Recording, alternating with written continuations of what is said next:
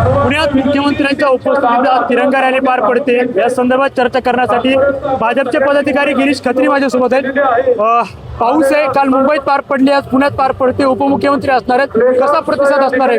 हे बघा, पुणे शहर हे छत्रपतींनी ज्या वेळेस सोन्याचा नांगर या पुण्यामध्ये फिरवला तेव्हापासून ते माननीय लोकमान्य टिळक असतील, चाफेकर बंधू असतील, यांच्यापासून या मातीत देशभक्ती पूर्ण मुरलेली आहे। या मातीच्या कानाकानात देशभक्ती आहे आणि देशभक्तीसाठी आज ही तिरंगा रॅली एवढ्या भव्यतेने काढलेली आहे। आम्ही सर्व कार्यकर्ते, आपण मागं बघतोय, सर्व कार्यकर्ते देश या संकल्पनेवर एक आहे। मला नक्की या ठिकाणी नमूद करावं असं वाटतं, देशाच्या पुढं काहीही नाही, मी सुद्धा नाही।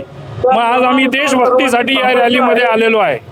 मागच्या वर्षी पुणेकरांनी मोठा उत्स्फूर्त प्रतिसाद दिला होता, यावर्षी कसा प्रतिसाद असणार आहे? सकाळपासून पाऊस सुरू आहे। या वर्षीचा प्रतिसाद सगळे कार्यकर्ते, माझ्या बरोबर एक लहान स्केटिंगवाला मुलगा आहे, इथपासून हे सगळे कार्यकर्ते उत्साहामध्ये भारताचे सर्व सैनिक, भारताचे सर्व नागरिक या भागामध्ये या रॅलीमध्ये उत्स्फूर्तपणे प्रतिसाद देत आहेत आणि याचं भव्य रूप तुम्हाला थोड्याच वेळात बघायला मिळेल।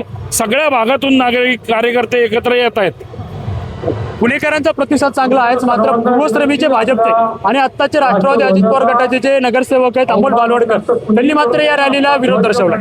त्यांनी या रॅलीला विरोध का दर्शवलाय मला माहिती नाही। देश या संकल्पनेवर मला वाटतं की सगळ्यांनी एकत्र यायला पाहिजे आणि देशाच्या बाबतीत कुठल्या तडजोड नाही।